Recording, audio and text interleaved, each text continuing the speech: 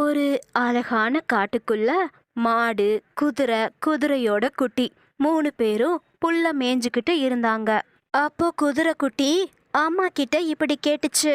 அம்மா, இந்த காட்டுல உங்களுக்கு பிடிச்ச இடம் எது? இந்த காட்டுலயே எனக்கு பத்ரா ஆறு தான் ரொம்ப ரொம்ப பிடிக்கும். பத்ரா ஆத்து தண்ணி ரொம்ப சுவையா இனிப்பா இருக்கும். அந்த ஆத்துக்கு என்னோட சின்ன வயசுல எங்க அம்மா கூட போனேன். அதுக்கப்புறம் என்னால அந்த இடத்துக்கு போகவே முடியல. ஆமா அபிதா, நீ சொன்னது சரிதான். பத்ரா ஆத்துக்கு போய் எவ்வளோ வருஷம் ஆயிடுச்சு. சின்ன வயசுல எவ்வளோ சந்தோஷமா அங்க ஓடி ஆடி விளையாடுவோம்ல. மறுபடியும் அந்த இடத்துக்கு போக ஒரு வாய்ப்பு கிடைச்சா நல்லா இருக்கும்ல.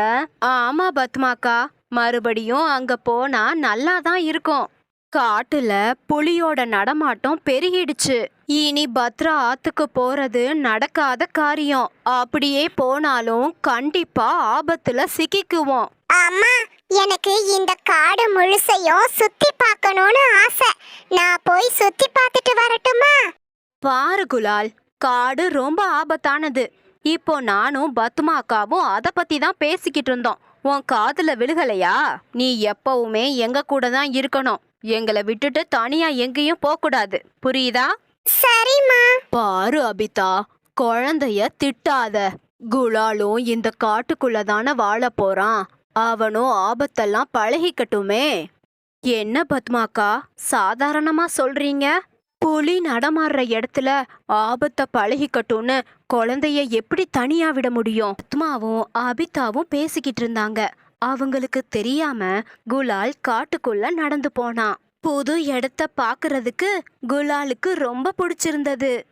ஆஹா, இந்த இடமெல்லாம் பார்க்கிறதுக்கு எவ்வளவு அழகா இருக்கு. இன்னைக்கு நம்மளால எவ்வளவு முடியுதோ அவ்வளவு தூரம் இந்த காடை சுத்தி பார்த்துறணும். இந்த இடத்துல எந்த ஆபத்துமே இருக்கிற மாதிரி தெரியல. ஆனா அம்மாவும் அத்தையும் இங்க வர்றதுக்கு ரொம்ப பயப்படுறாங்க. அது ஏன்னு தான் தெரியல. என்ன திடீர்னு ஏதோ சத்தம் கேக்குது? என்னவா இருக்கும்? அப்போ திடீர்னு ஒரு பெரிய புலி பாஞ்சு வந்து குலால் முன்னாடி நின்னுச்சு. அத பார்த்த குலால் ரொம்ப பயந்து போயிடுச்சு. புலி? புலியா? அக்கா, குலால் எங்க? இங்க தானே நின்னுக்கிட்டு இருந்தான். அதுக்குள்ள எங்க போனா? எனக்கும் தெரியல அபிதா, எங்க போயிருப்பான்? ஐயோ அக்கா, குலால் ஏதாவது ஆபத்துல சிக்கியிருப்பானோ? எனக்கு ரொம்ப பயமா இருக்கு. பயப்படாத, குலாலுக்கு எதுவும் ஆயிருக்காது. அவன் எங்க இருக்கான்னு போய் பாப்போம், வா. அதுக்கப்புறம் 2 பேரும் குலால தேடி போனாங்க. நான் புலிதான். அதுல என்ன உனக்கு சந்தேகம்? உனக்கு ஒண்ணு தெரியுமா? இப்போதானே நீ என்ன தடவை பாக்குற. ஆனா இது உன்னோட தடவை மட்டும் இல்ல, கடைசி தடவையும் கூட. நீ என்ன சொல்ற? எனக்கு ஒண்ணுமே புரியல. சரி, உனக்கு புரியுற மாதிரியே சொல்றேன். நான் இப்போ உன்னை கொன்னு சாப்பிட போறேன். ஐயோ, இப்போ என்ன பண்றது? அம்மா எப்பவுமே ஒன்னு சொல்லுவாங்க, ஆபத்துல மாட்டிக்கிட்டா அந்த ஆபத்தை நினைச்சு பதட்டப்படக்கூடாது, அந்த ஆபத்தை மறந்து அதுல இருந்து தப்பிக்கிற வழியை யோசிக்கணும்னு. நம்மளும் பொறுமையா யோசிப்போம், ஏதாவது வழி கிடைக்கும். என்ன யோசிக்கிற? என்கிட்ட இருந்து எப்படி தப்பிக்கிறதுன்னு யோசிக்கிறியா? உன்னால என்கிட்ட இருந்து தப்பிக்கவே முடியாது. நான் பல வருஷத்துக்கு முன்னாடி ஒரு குதிரைய சாப்பிட்டேன். அந்த குதிரை கறி ரொம்ப சுவையா இருந்துச்சு. அதுக்கப்புறம் குதிரை கறிய சாப்பிட எனக்கு வாய்ப்பே கிடைக்கல. ரொம்ப வருஷம் கழிச்சு நீ கிடைச்சிருக்க. உன்னை விட்டுருவனா? ஆமா ஆமா, நீ சொல்ற மாதிரி குதிரை கறி ரொம்ப சுவையா இருக்கும். அதுக்கு என்ன காரணம்னு உனக்கு தெரியுமா? நாங்க பத்ரா ஆத்து தண்ணிய குடிக்கிறதால தான் எங்க கறி ரொம்ப சுவையா இருக்கு. நீ சொல்றது உண்மையா? ஆமா, நான் சொல்றது உண்மைதான். உனக்கே நல்லா தெரியும், நீயும் இந்த காட்டுல தானே இருக்க. நீயும் கண்டிப்பா பத்ரா ஆத்து தண்ணிய குடிச்சிருப்ப. அந்த தண்ணி ரொம்ப சுவையாவும் இனிப்பாவும் இருக்கும். பாரு புலி, நானும் அந்த ஆத்து தண்ணிய குடிக்கிறதுக்கு தான் இந்த காட்டுக்குள்ள வந்திருக்கேன். என்ன இப்பவே கொன்னு சாப்பிடாத. அப்படி சாப்பிட்டா என்னோட கறி சுவையா இருக்காது. நான் ஆத்து தண்ணிய குடிச்சதுக்கு அப்புறமா என்ன சாப்பிடு, அப்பதான் என் கறி ரொம்ப சுவையா இருக்கும். நான் உன்னை கொல்ல போறேன்னு தெரிஞ்சும் எனக்கு நல்லது பண்ண நினைக்கிற, என்ன காரணம்? இப்பவே நீ என்ன கொன்னுட்டா என்னோட கறி ரொம்ப கசக்கும். கண்டிப்பா நீ என்ன சாப்பிட மாட்ட. அப்புறம் உன் பசிய தீக்கிறதுக்கு வேற ஒரு விலங்க போய் கொன்னு சாப்பிடுவ. அப்போ நான் செத்ததுக்கு எந்த அர்த்தமுமே இல்லாம போயிரும்ல. இதே ஆத்து தண்ணிய குடிச்சதுக்கு அப்புறமா நீ என்ன கொன்னா என் கறி ரொம்ப சுவையா இருக்கும். அப்போ நீயும் என்ன நல்லா சாப்பிடுவ. எனக்கும் ஒரு உயிரோட பசிய தீக்க தான் இறந்தோங்கிற நிம்மதி இருக்கும்.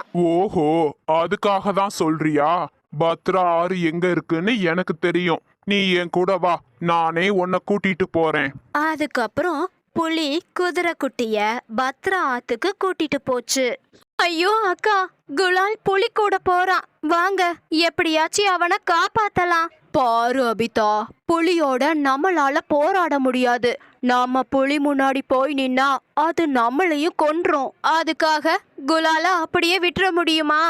எனக்கு என் உயிரை பத்தி கவலை இல்லக்கா. நான் என் உயிரை கொடுத்தாவது குலால காப்பாத்துவேன். அபிதா, கொஞ்சமாவது நிலைமைய புரிஞ்சுக்கோ. புலி குலால சாப்பிட்றதா இருந்தா இங்கேயே சாப்பிட்டுருக்கலாமே.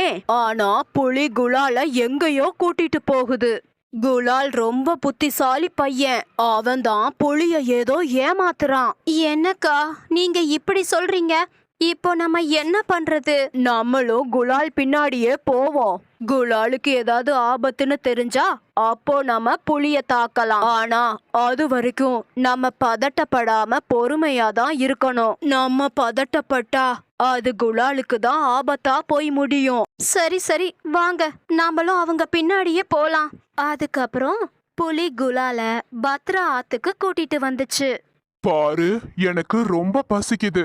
என்னால பசிய பொறுத்துக்கவே முடியல. இதுதான் பத்ரா ஆறு.